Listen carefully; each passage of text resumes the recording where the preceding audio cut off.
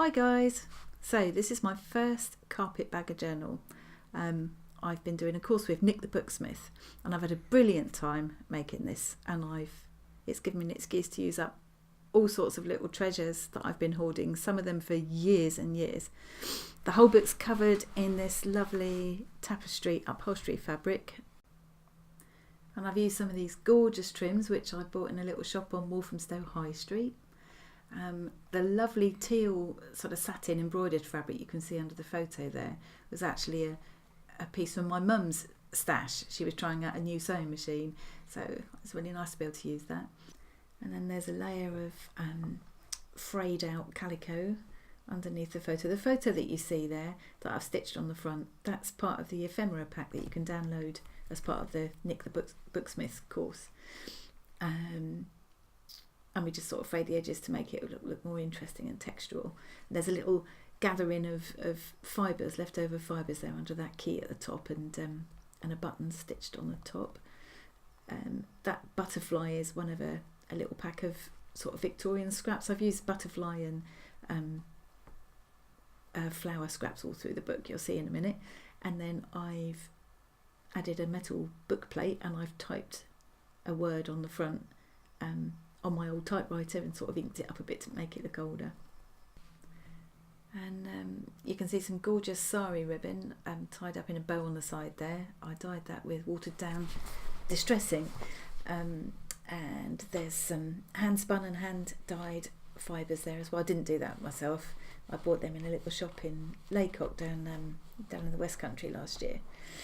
And then I've made a charm to go on the side. You can see there I've used an old necklace. That heart is an old necklace of mine that I used to wear, believe it or not. And there's a lovely little leaf-shaped jewel that I've had for quite a long time. Didn't know what to do with, but it was perfect for this. There's some little tiny bells there, a little metal coin charm thing. There's a little jar I've filled with beads, all kinds of little knickknacks on there, which I thought went nicely with the fabric. So, enough of the outside, let's have a look at the inside. So this one's a soft cover book, as I mentioned. There is a hardcover one as well, I haven't started on that yet. And I've used some seam binding at the side here to just keep it closed. The cotton lace on the side there was just a plain white, so I dyed it with distress ink, again to give it a bit more colour and make it look a bit more aged. And the whole book is full of all kinds of ephemera. So some of it's really old from old books and things that I've collected up over the years. Some of it's brand new paper that I've just coffee dyed to make it look a bit aged. And I spent a whole afternoon dipping paper in coffee and baking it in the oven and then ironing it flat again. So I had a lovely time, and it's all got a slightly coffee smell, which I quite like. So the inside is covered with calico. I had to patch together and zigzag on my machine to make it big enough. And then I've made lots of little pockets with these tiny scraps of paper. You can use really tiny scraps of paper and fabric up to make these little tuck spots and pockets. That banknote there is a Hungarian one that we picked up at a Hungarian flea market. And there's one of those tiny little scraps of fabric there, which I've just zigzagged on with my machine to some old sheet music. And there's little bits of lace stitched on lots of the edges, not on every single sheet, but lots of them. And then I've used those little flower scraps. They're like sort of Victorian style flower scraps. So those and the butterflies are running kind of all through the book. Another little scrap of fabric on there. That's a bit of graph paper that I've coffee dyed. The lovely thing that you can't hear now, because I'm doing this as a voiceover, is it makes a lovely crumply, scrumply kind of noise when you move it, this paper that's been coffee dyed. That's just an extra bit I've put in for making notes. This little scrap of paper here I found inside the spine of a really old book that was falling apart, again that I bought at the Hungarian flea market, and I just thought it was lovely. I saved it. It's really, really, I imagine they must have used a bit of an old book when they were making the book that I bought at the flea market. So I don't know how old this little scrap is, but I had to keep it. So that's stitched on again. I've hand stitched that on. I got bored with the hand stitching really quickly, so there's not much of that in here.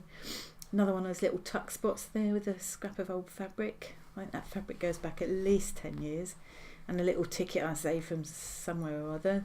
Put it in my pocket. This is a relatively modern, I say relatively modern atlas. It's one I had at school, so it's actually about 40 something years ago. Another little tuck spot on there, a bit of lace on the side. That's from some scrapbook paper. That's another piece from the ephemera pack. There was, I think, 4 sheets of little things you could cut out and use. Old file card I kept from somewhere, a bit more of that atlas. Another butterfly scrap. A little lace trim on the side there.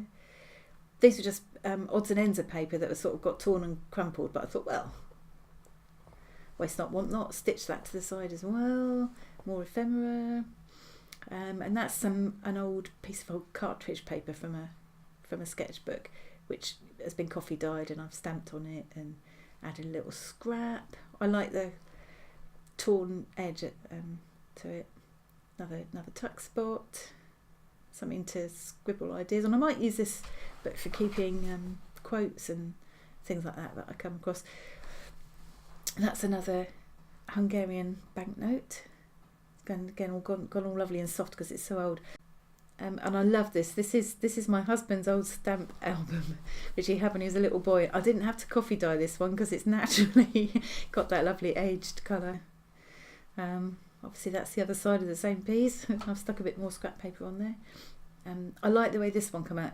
I think that's why I'm showing you close up. It was down in the bottom of the tray amongst all the coffee. It was one of the last pieces I did, and it was a bit of a disaster, but actually in the end I liked how it turned out.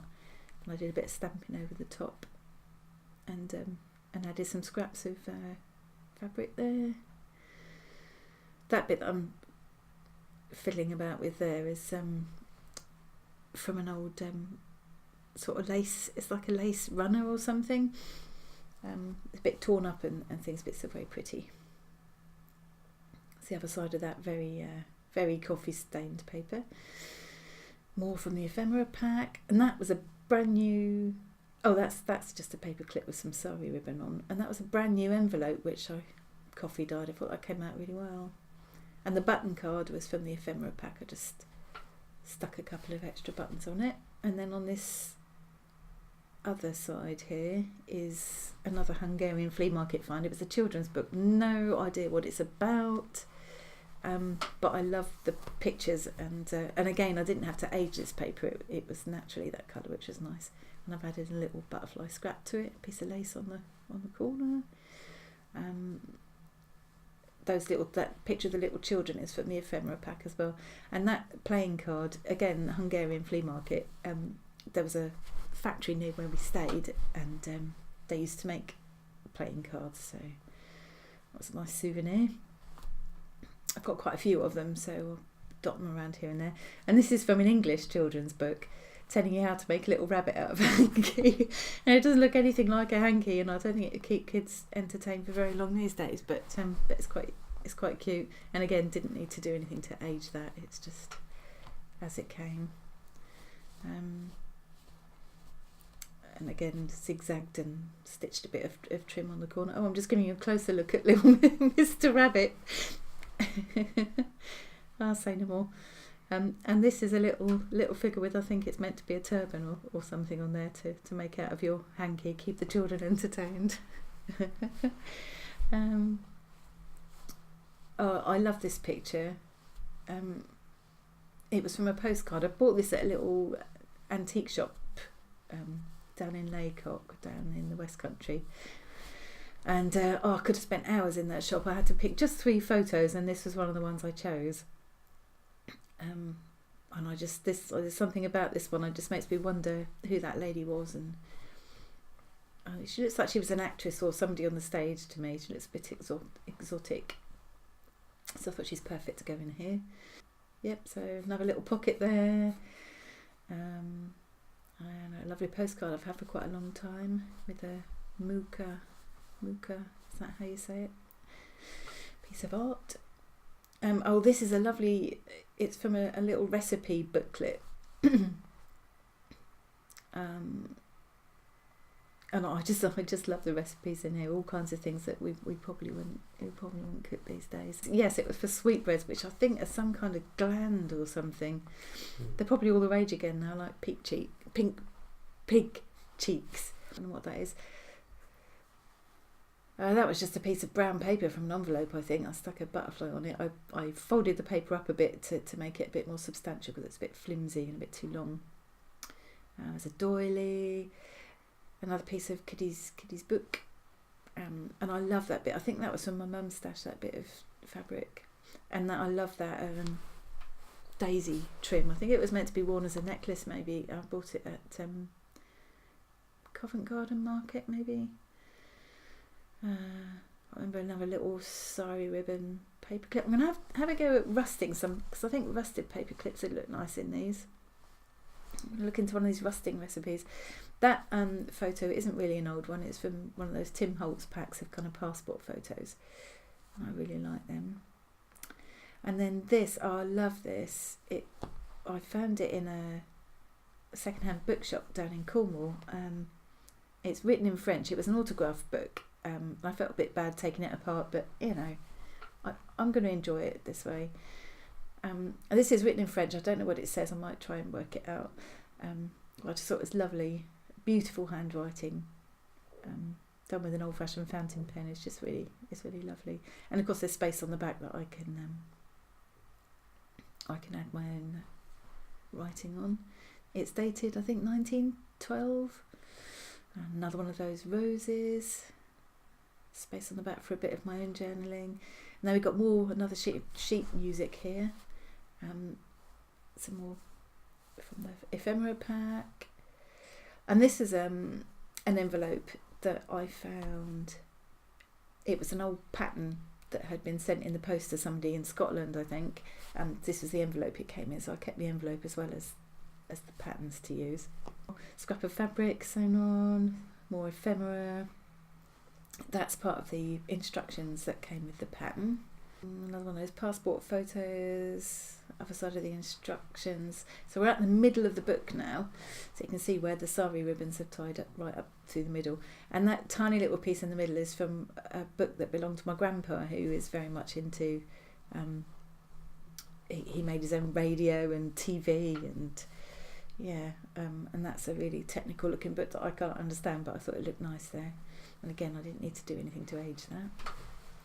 So this is a real mixture of things that are kind of, there's a few family things in there, things I've found on my travels, and some new things that I've made to look old, but I think they all go together well. I've put lots of spare bits of the coffee dyed paper for scribbling on. More ephemera there. Another little scrap of that daisy thing. Ephemera pack. That little scrap of fabric just made a nice pocket. That's the other side of that pattern envelope. I've stuck something or other on the front and put some paper inside for journaling on. That's another one of the photos that I found in Laycock. This gentleman looks very interesting. I'd love to know what his story is. I love the label on that envelope. Other side of the music paper, more of those butterflies. I love those butterfly scraps. I've had them for ages knocking around. I think I might have bought them in a museum gift shop or something. Everywhere I go, I'm looking for something that might have crafty purposes. Now a little tuck spot, more paper for journaling on. So whenever you come across one of those kind of inspirational quotes that you think, that's really good, I'll use that for something, I can write them all in here, can't I?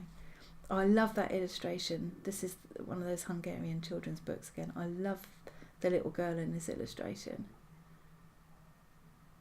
She's lost her balloon, look. It's floated right up to the top of the page. There's the other side of that doily. That pack of needles was from the ephemera pack, and so was that. More of that old recipe book. And I thought I was being very clever putting the heart-shaped scrap on that, because the recipe was actually for how to cook hearts. Oh, yeah. I don't think it's one I'm going to be using. Ugh. I'll eat most things. There's not much I won't eat, but no. McDonald's and hearts, no.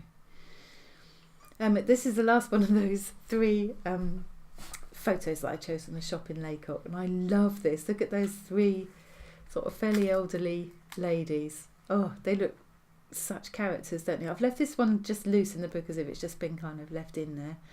So I like to look at that. More coffee dyed paper. Oh, there's another. That's the beginning of the instructions for how to make the little turbaned man with your hanky. Not very PC at all. The Raja of Jam Pot, you know. Yeah, say no more. Yes, I liked how the colours on the book paper matched the trim, the fabric, and that. More paper ephemera, bit of scrapbook paper made into a pocket, added little trims. I might make this into a bookmark there. I think it should have a bookmark, shouldn't it? Another one of those Tim Holtz passports, and that's the other end of that envelope that you saw at the beginning of the book, so you can see where I've cut it. You have to sneak a little bit out so that it will still flap open. More stamping on the back. Yeah, this is paper that brand new paper that I probably should have coffee dyed a bit. I don't know, maybe it's nice to have the contrast though. Another tuck spot, more roses. I'm obviously speeding through now. Graph paper. Oh no, that's more that's more of the stamp album. The other end of the stamp album. The other end of the atlas. Because this is all done. This book is all done as one signature, so everything you see at one end is coming. Whereas with the bigger hardback book, it will be done in several signatures. Must be coming near to the last page. Another one of those Hungarian cards. Oh, look, it's coming out the bottom. I need to do some mending there. God, some of these scrapbook papers I've had for donkey's years as well. Some more music paper. A little bit of that torn kind of table runner on it. Oh, I think I'm reading out the words there. It was something about your nose and growing and things. And that's the end of it. There, we're back to the back cover. So, yeah, so that's it. I've had the most marvellous time making this book, and I've learnt a lot, and it definitely I'll definitely be making more. It's such a brilliant way to use up all this stuff I've been hoarding, really, and once I started I just couldn't stop till the whole thing was finished. I'll put a link to Nik the Booksmith in the description box below. Check her out, she's so talented and her courses are marvellous. Yeah, highly recommended. Anyway, thanks for watching. I can hear my husband coming in now. Hello. Hello. Thanks for watching. Bye.